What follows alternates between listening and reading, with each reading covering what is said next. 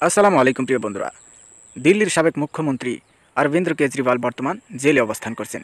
কেনই বা জেলে অবস্থান করছেন তার সবিশেষ জানার জন্য ভিডিওটির শেষ পর্যন্ত থাকুন। একসময় দুর্নীতির বিরুদ্ধে লড়াইতে নেমে জনপ্রিয়তা পেয়েছিলেন কেজরিওয়াল, আর সেই দুর্নীতির অভিযোগে গ্রেফতার তিনি।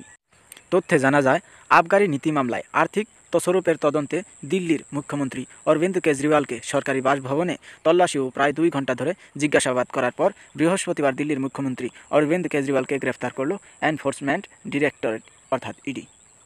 আর্থিক সংক্রান্ত তদন্তে দিল্লি হাইকোর্ট তাকে অরবিন্দ কেজরিওয়ালের বিরুদ্ধে বলপূর্বক ব্যবস্থা নেওয়ার থেকে অন্তর্বর্তী সুরক্ষা দিতে অস্বীকার করায় কয়েক ঘন্টা পরে এই গ্রেফতার হয়।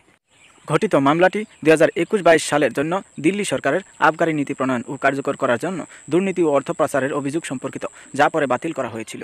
এনফোর্সমেন্ট ডিরেক্টরেটের দাবি, আবগারি নীতিতে আপ নেতার 100 কোটি টাকার ঘুষ পেয়েছেন। ইডির পেশ করা চার্জশিটে একাধিকবার কেজরিওয়ালের নামও রয়েছে। সংস্থাটি অভিযোগ করেছে যে অভিযুক্তরা আবগারি নীতি তৈরির জন্য কেজরিওয়ালের সঙ্গে যোগাযোগ করেছিল। আপ নেতা মনীষ সিসোদিয়া এবং সঞ্জয় সিং ইতিমধ্যে এই মামলা বিচার বিভাগীয় হেফাজতে রয়েছেন। কেজরিওয়াল গত বছরের 2 নভেম্বর থেকে ফেডারেল এজেন্সির জারি করা অটোটি সমন এড়িয়ে যান এবং এটিকে অবৈধ এবং রাজনৈতিক উদ্দেশ্য প্রণোদিত বলে অভিহিত করেন। ইডির দাবি, দিল্লির আবগারি নীতি নিয়ে অরবিন্দ কেজরিওয়াল, মনীষ সিসোদিয়া, কে কবিতা সহ অন্যান্য রাজনৈতিক নেতারা ষড়যন্ত্র করেছেন।